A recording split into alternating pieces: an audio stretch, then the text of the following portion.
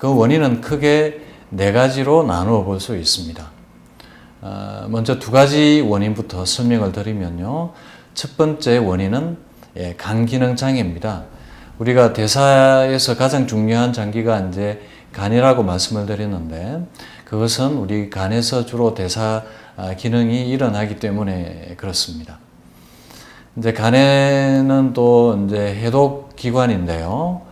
여러 가지 노폐물 독소가 간으로 들어오게 되면 이제 이를 이제 해독을 하고 대사를 합니다만, 이제 여기에 문제가 생기게 되면 또 간 기능에 장애를 일으켜서 대사에 또 문제를 일으키게 됩니다.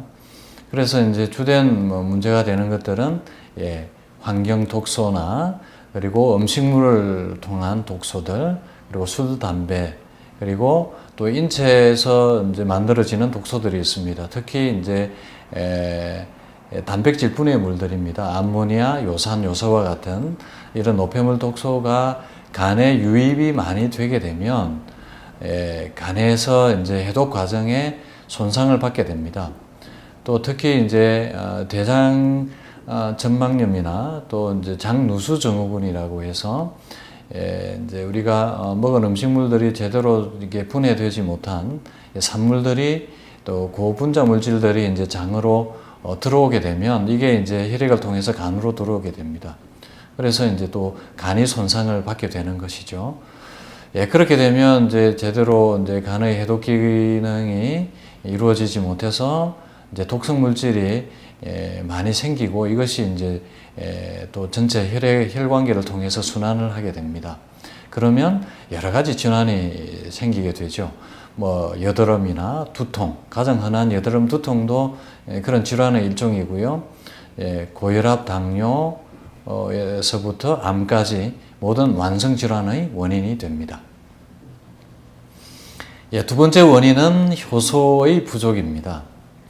효소에는 크게 이제 소화효소와 대사효소가 있습니다. 소화효소는 이제 단백질을 분해하는 아밀라제, 탄수화물을 분해하는 아밀라제, 단백질을 분해하는 펩신, 그리고 지방을 분해하는 리파제가 있고요. 다음에 이제 대사효소가 있습니다. 우리 몸에서 이제 여러 가지 대사 기능에 촉매 작용을 하는 SOD를 비롯한 지금 현재 밝혀진 효소 종류는 한 3,000종 정도 됩니다.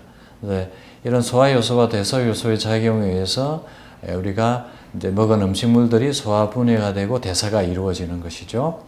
그런데 이게 나이가 들수록 효소가 부족하게 되고요. 특히 이제 소화효소를 만들기 위해서 대사효소를 제대로 만들 여력이 생기지가 않습니다. 그러면 이제 효소가 부족해지게 되면 대사가 제대로 이루어지지 못해서 여러 곳에서 이제 기능 저하나 파탄이 일어나게 되는 것이죠. 그리고 또 이제 간이 피곤하면 많은 효소들이 또 간에서 만들어지는데, 간이 피곤하면 효소를 만들 여유가 제대로 생기지 못해서 효소의 부족 사태가 생기게 됩니다. 이렇게 이제 우리 몸에 소화효소나 대사효소가 부족하게 되면 이제 우리가 먹은 음식물, 탄수화물, 지방, 당질이 단백질이 제대로 충분히 분해되지를 못합니다. 그러면 혈액이 끈적끈적해지겠죠. 그러면 혈액순환이 또 잘 되지 않고 콜레스테롤, 중성지방, 포도당이 증가하게 됩니다.